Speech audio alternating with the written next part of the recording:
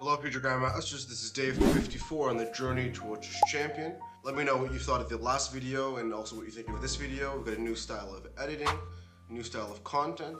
The last two videos I was just speaking in front of a camera, but today I played quite a lot of Blitz on chess.com.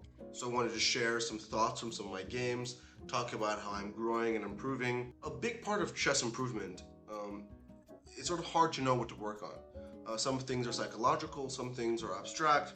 As the game of chess develops, the game of chess changes, we're starting to shift to faster time controls, to rapid and blitz. You know, as you guys have seen with the rise of chess.com and social media and all this stuff, online chess is not classical. It's mainly rapid and then blitz. So, you know, if you can be one of the best blitz players in the world, it's really important for the future of chess. And obviously me being ranked, you know, usually in the top 10 of chess.com, never below the number 10.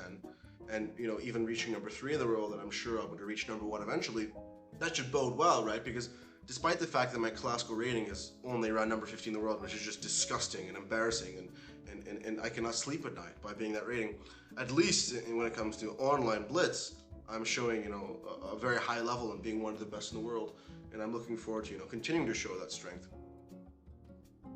I was playing some blitz matches. I wanted to sort of look at some interesting games. This game was absolutely insane. My opponent sacks the pawn, and then I sack a second pawn. And the point is to take back, you go d5. And now you're forking, you know, the rook and the bishop. So I go bishop g5, attacking the queen goes back. I go bishop f4, queen goes back. Now I go knight h4. You know, the point being that if you take here, I go queen h5, and now I'm threatening knight g6, and you can't really stop that. If you try to go knight e7, preventing it, now I take, I give a check, takes, and threatening mate. You have to go h6. And I could go bishop h6, but I can also go bishop e5. You know, now threatening to play queen h6, you can try to block, take, mate. But I play g7. I like to mate with the pawn. This was an interesting game, but then somehow my opponent took, I go queen h5. Eventually, I find all these best move d5 for e6. You can't take because the bishop takes d6, you have rook now, and you have to take, and I take, king f7, rook f8. Anyways, the line continued. My opponent defends absolutely perfectly. I was quite impressed. And, you know, I lose control of the position. I'm completely lost. Somehow I survive. And eventually, I just flag my opponent. As you can see, I had like 26 seconds to 12 here. And I managed to flag them. So very, very dirty flag. That's just sometimes how it goes. Yeah, I had another interesting game. Yeah, this game was interesting.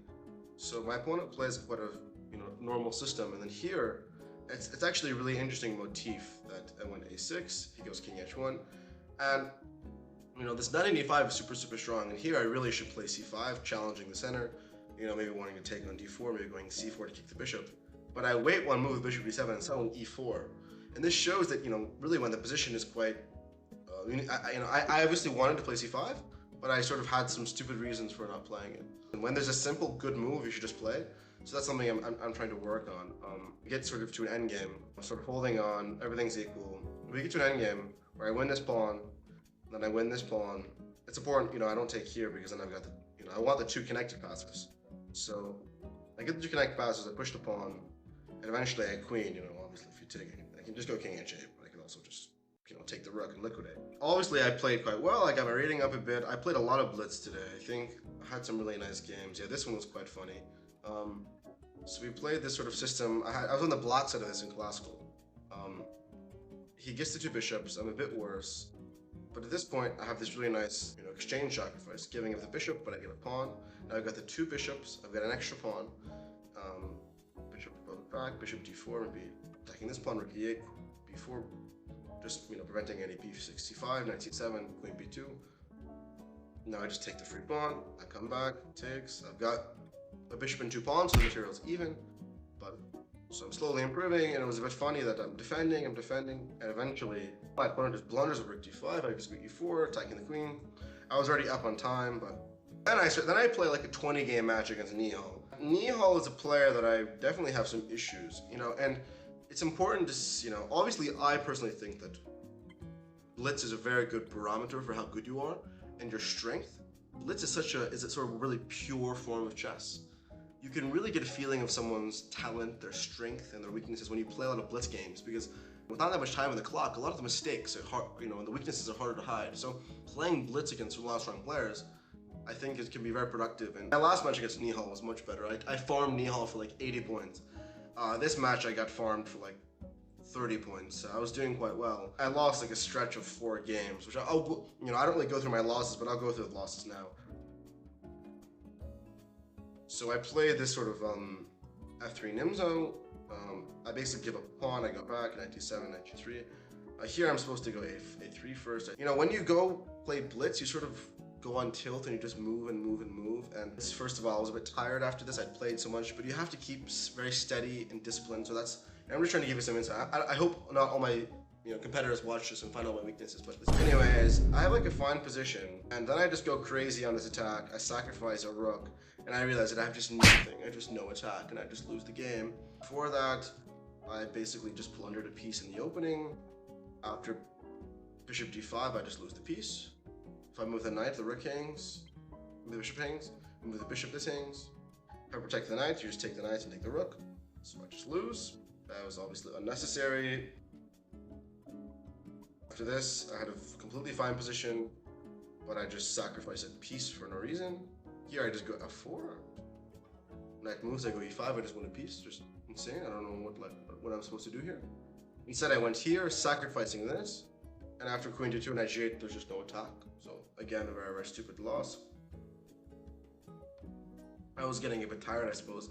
This was also a very stupid loss. So I play the knight, he plays this stupid line.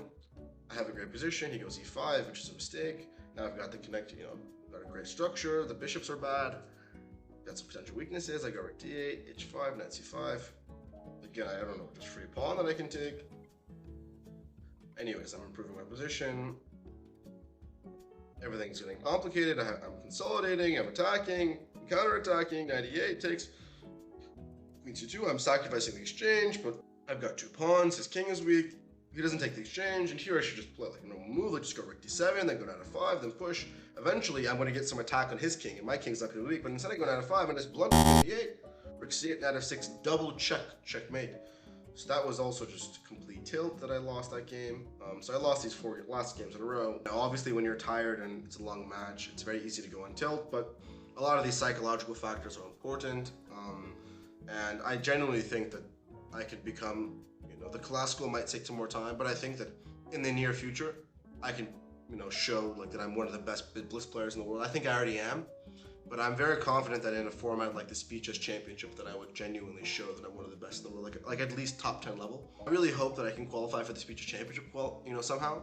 I almost won the Junior Speeches Championship, which obviously had some very, very strong players in it. So I really am looking forward to the Speeches Championship and the upcoming Champions Chess Tour, because I think that that's where, there's no debate, and I'm really already at a really, really high level. So thank you guys for watching this video.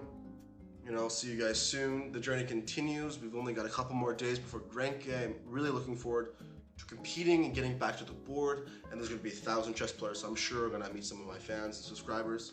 And if you do meet me in person and you ask me for a photo and you're not subscribed to my YouTube, I might reject the photo. So thank you guys, and I'll see you tomorrow.